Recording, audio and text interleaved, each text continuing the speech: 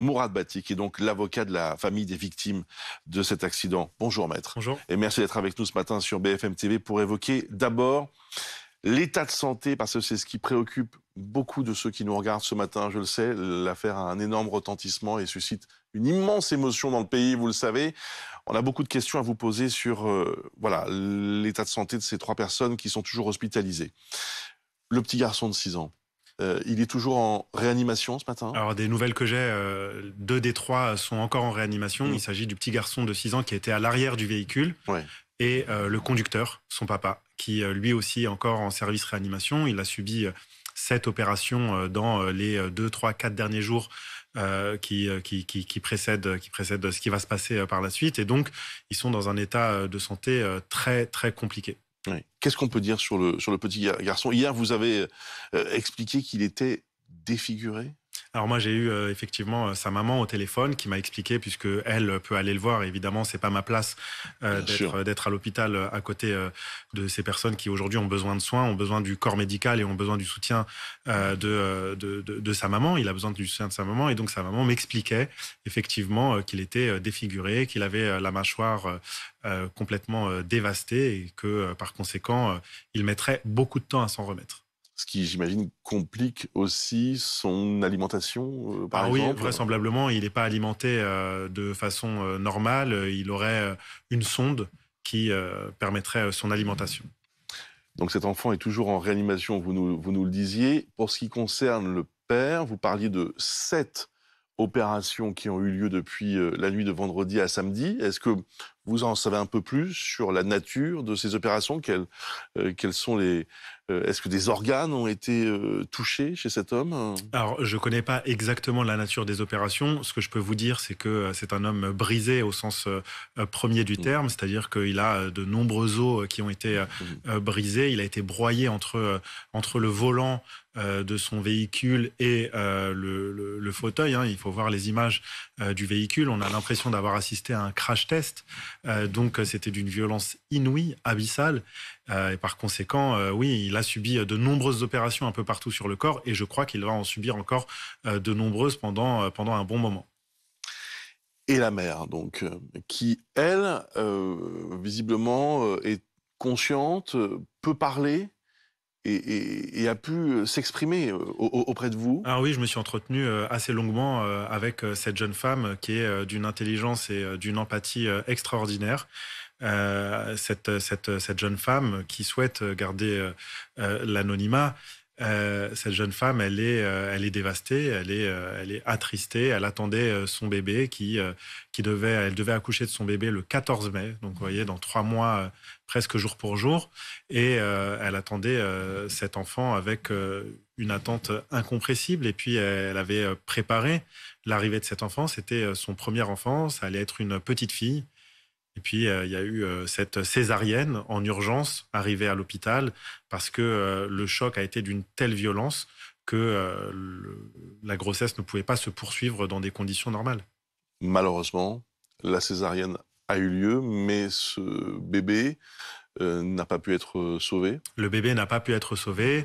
Maintenant, évidemment, il va y avoir une question juridique Oui. de qualification. Mmh. La question va être de savoir si le bébé est né dès lors qu'il a été extrait par la voie d'une césarienne. Est-ce qu'au moment où il a été extrait, il était vivant et par la suite, son cœur trop faible a lâché? Ou est-ce que depuis in utérin, est-ce qu'il était déjà décédé? Donc là, il y a une Au moment autopsie. de l'accident, au moment du choc. Exactement, il y a une autopsie qui est réalisée, il y a des expertises, et donc ils vont faire la lumière sur l'état de santé de ce bébé à ce moment-là. C'est important, en effet, je fais une parenthèse avec Alexandra Gonzalez, parce que ça peut changer la qualification de cette enquête et d'une éventuelle mise en examen.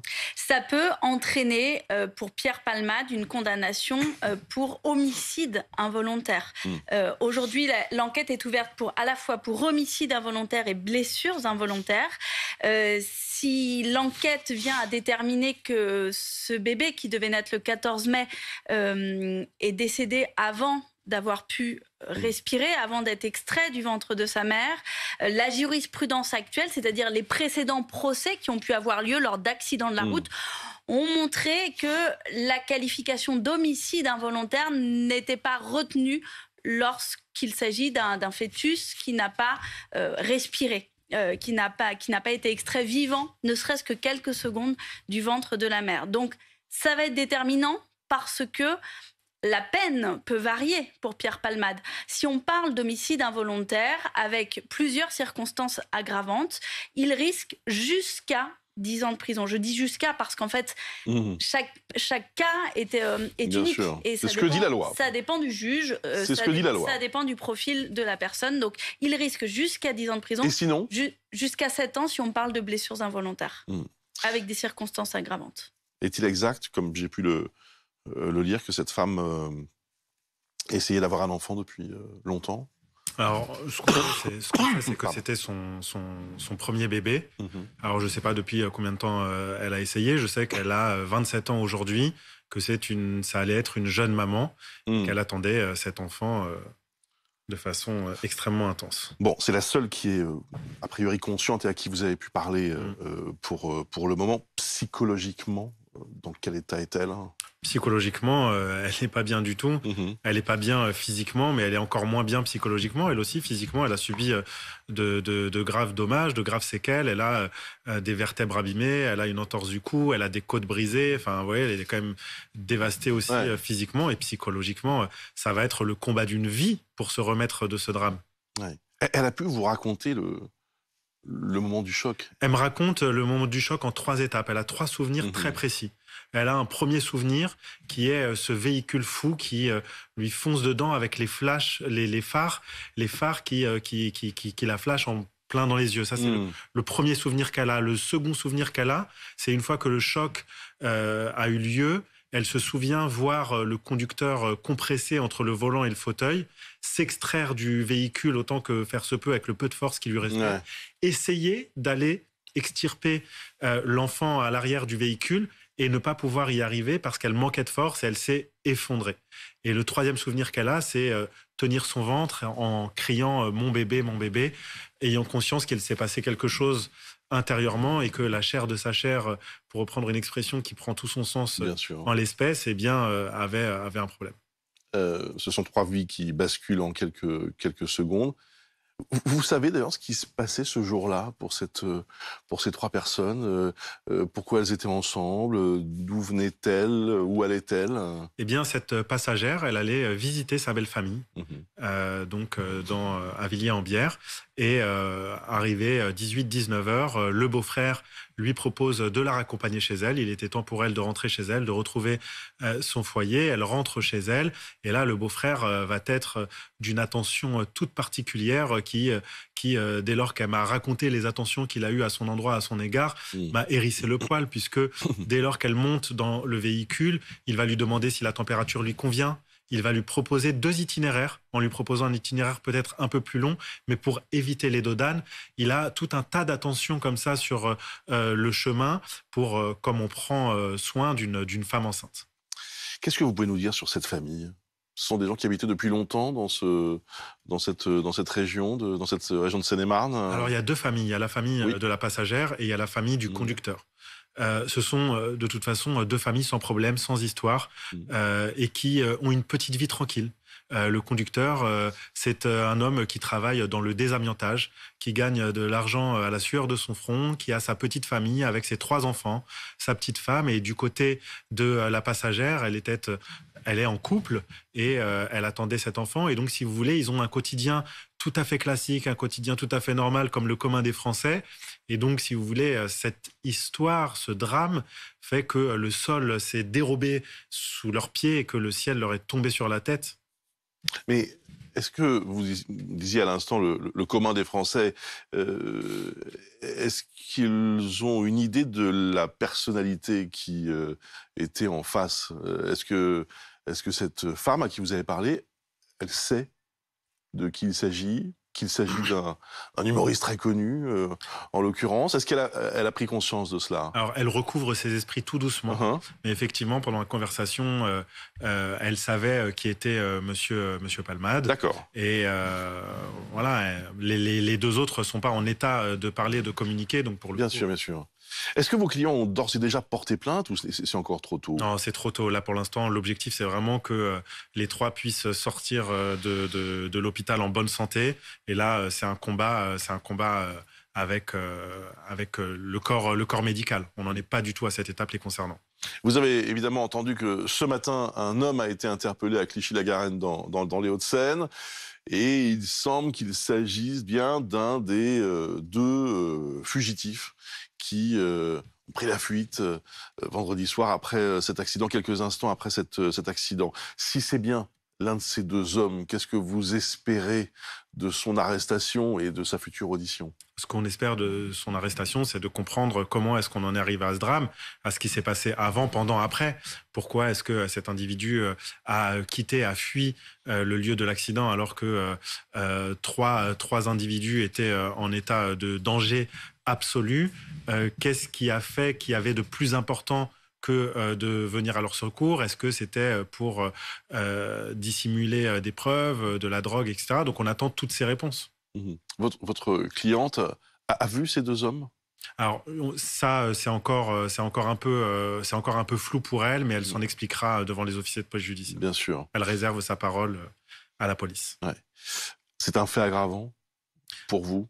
Si c'est avéré, encore une fois, que ces deux hommes se trouvaient bien à bord de cette voiture, qu'ils sont partis en courant sans venir secourir, 3 personnes qui étaient dans un état presque désespéré à cet instant. Humainement et moralement, c'est inqualifiable.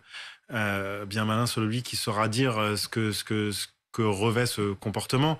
Mais juridiquement, évidemment, ça emporte des conséquences. On attend aussi évidemment l'audition et la probable garde à vue de Pierre Palmade, mais votre cliente, elle, n'a pas encore été entendue par les enquêteurs? Elle n'a pas encore été entendue par les enquêteurs. Pour l'instant, encore une fois, elle est très secouée, bien sûr, physiquement, moralement, psychologiquement. Elle n'est pas en état peut-être de l'être? Elle n'est pas en état d'être entendue très rapidement. Mais elle le sera. Elle le sera. Elle le souhaite lorsqu'elle pourra évidemment l'être. Hier, la sœur de Pierre Palmade a pris la parole via un communiqué très bref, mais dans lequel elle explique que son frère regrette profondément ce qui s'est passé et réalise évidemment l'horreur. Elle dit qu'il a honte. Vous avez dit au fond que, j'allais dire, comme si ça ne vous atteignait pas, en quelque sorte. Hein. C'est ce que vous avez fait passer comme message, que c'était inaudible pour la famille. C'est inaudible parce qu'on n'est pas dans le bon tempo. C'est inaudible parce qu'on a 2 personnes qui se battent pour survivre. On a un enfant de 6 ans qui est alimenté par une sonde. On a le conducteur qui vient de subir 7 opérations. On a une dame qui a même pas encore enterré son bébé. Donc, vous voyez qu'on est un peu hors tempo et on n'en est pas du tout à cette étape-là.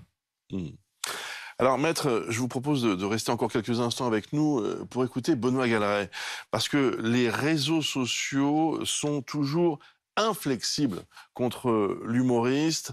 Vous nous avez dit, Benoît, avec quelle sévérité les internautes condamnaient cet accident. C'est une colère qui ne retombe pas, même, on vient d'en parler à l'instant, après les excuses de Pierre Palmade. Inaudible, vous le disiez, d'autant, on le note sur les réseaux, que ce n'est pas le comédien personnellement, mais sa sœur, Hélène, donc, qui assure dans ce communiqué qu'il est catastrophé, qu'il a honte, il ne pense qu'à eux, et aussi vain que cela puisse paraître.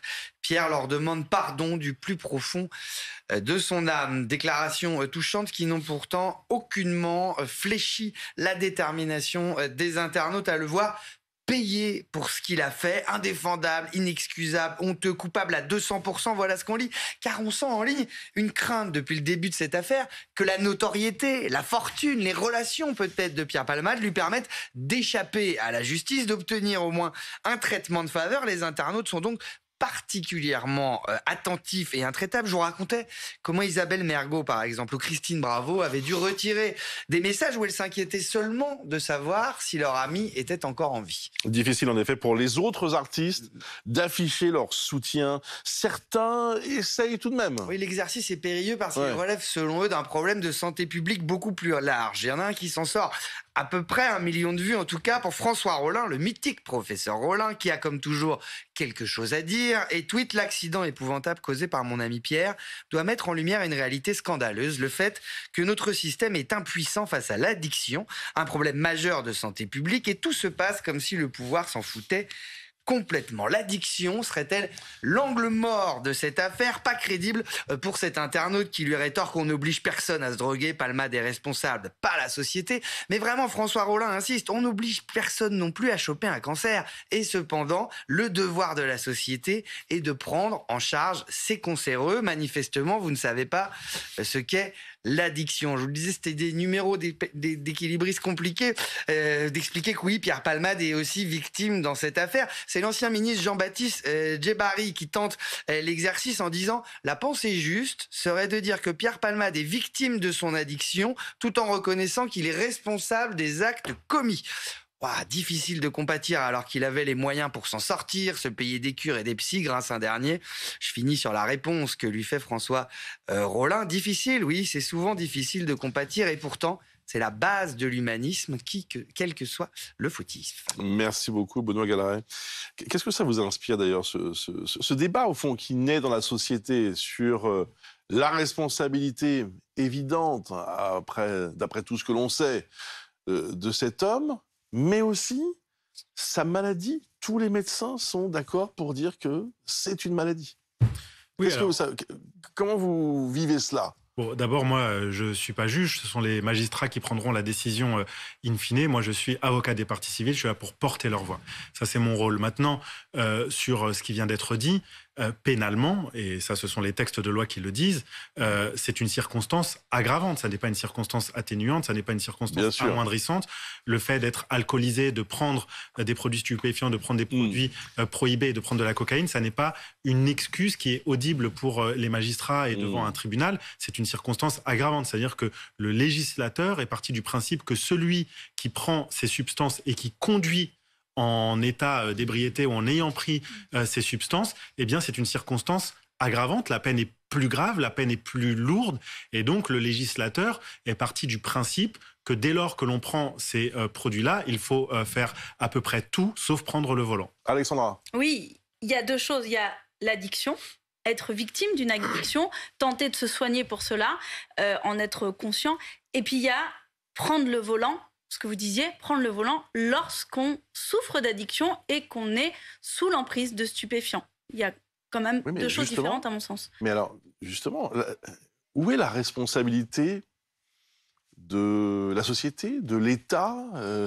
Est-ce que, d'une certaine façon, vous pourriez envisager de vous retourner pas seulement contre Pierre Palmade, mais contre ceux ou l'entité qui lui permet de prendre sa voiture?